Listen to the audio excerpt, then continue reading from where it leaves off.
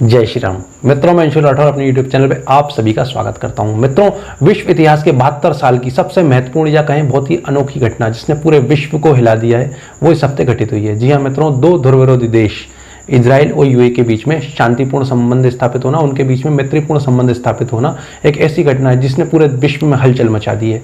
अरब देश ने इस समझौते के खिलाफ भड़क गए हैं और उन्होंने इस समझौते की निंदा करी है।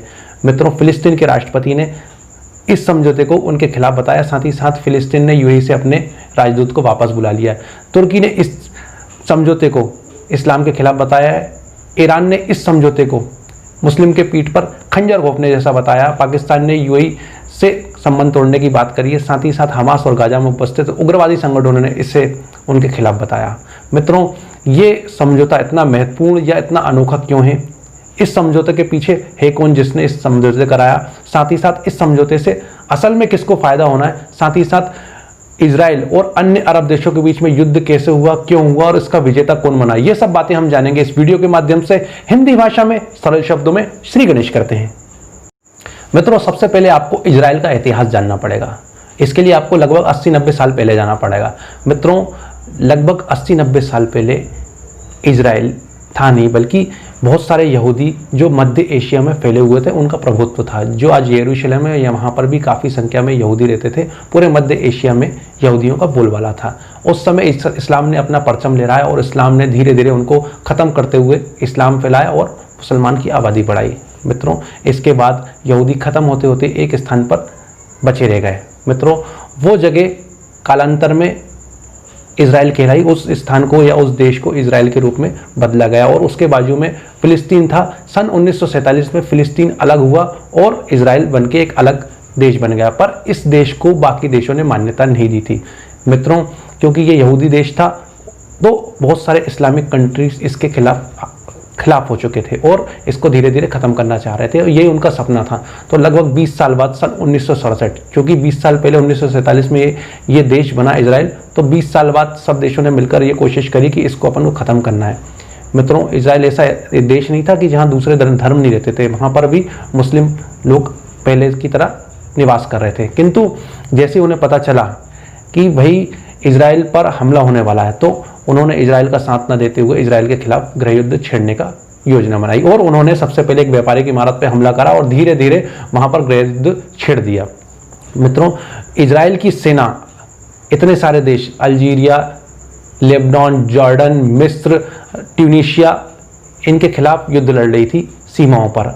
बाकी इजराइल की जो जनता था यहूदी, उन 20% के लगभग जो इस्लाम धर्म को मानने वाले लोग थे उनके खिलाफ उन्होंने भी युद्ध छेड़ दिया। पहले तो उन्होंने उनको खदेड़ा, उसके बाद यहूदी जनता अपनी सेना के साथ सीमा पर पहुंच गई और वहां सेना का साथ देने लगी। मात्र 6 दिन ये युद्ध चला है। इतने सारे इस्लामिक देशों को सिर्फ 6 दिन के अंदर इजराइल ने हरा दिया। ये एक बहुत बड़ी घटना थी। ये घटना इतनी महत्वपूर्ण थी कि पूरा विश्व आज तक इजराइल से डरता है। जी हाँ मित्रों, इतने सारे इस्लामिक देश हैं जो आज तक इजराइल से इसलिए डरते आ रहे हैं। और इजराइल यहाँ तक ही नहीं रुका। इजराइल ने ना सिर्फ उनको हराया, उनकी ज़मीन को भी अपने कब्जे में ले लिया और अपने सीमाओं को काफ़ी विस्तार दिया।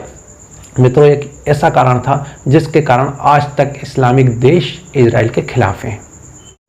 मित्रों, अब दूसरी बात ये उठती है, इस समझौते के बीच में है कौन?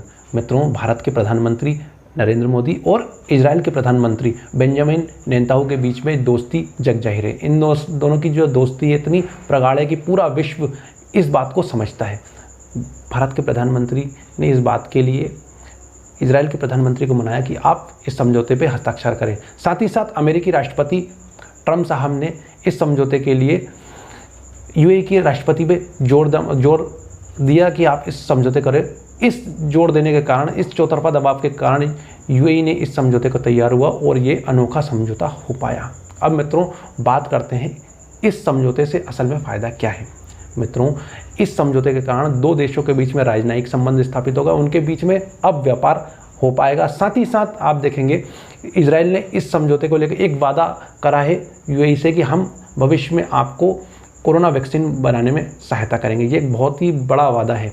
जी हाँ मित्रों, एक बहुत ही बड़ा वादा है, पर इस के अलावा भी बहुत सारे फ़ायदे हैं जो आपको जानना पड़ेंगे। जी हाँ मित्रों, अमेरिका का प्रभुत्व बढ़ेगा, सबसे बड़ी बात है। पर भारत को लेके कितने सारे फायदे हैं जिसके कारण भारत ने यह समझौता कराया। भारत जो अरब देशों से अपना पूरा तेल आयात करता है, जो ईरान से आयात करता है, यूएई से आयात करता है, इन देशों से तेल आयात करता था, आज इजराइल जिससे भारत अपने इतने सारे विस्फोटक सामग्री और इतने सारे अस्त्र शस्त्र विमान जो आयात कर रहे थे, इतनी सारी मिसाइलें आयात कर रहे थे, अब भारत को और सस्ते दाम में मिलेंगी। साथ ही साथ जो तेल भारत आयात कर रहा था अरब देशों से, वो तेल सस्ता आयात होगा। साथ ही साथ जो आवागमन में जो पैसा लगता था वो कम हो जाएगा। साथ ही साथ भारत का प्रभुत्व, इन देशों के साथ जो भारत की दोस्ती है, ये बहुत अगले स्तर पर पहुंच जाएगी। साथ ही साथ आप देख रहे हैं पाकिस्तान ने इस समझौते का विरोध करा है, तो पाकिस्तान के खिलाफ यूएई कहीं ना कहीं हो जाएगा, और जो यूएई मदद पाकिस्तान की करता था, भविष्य में यूएई उसकी मदद नहीं करेगा।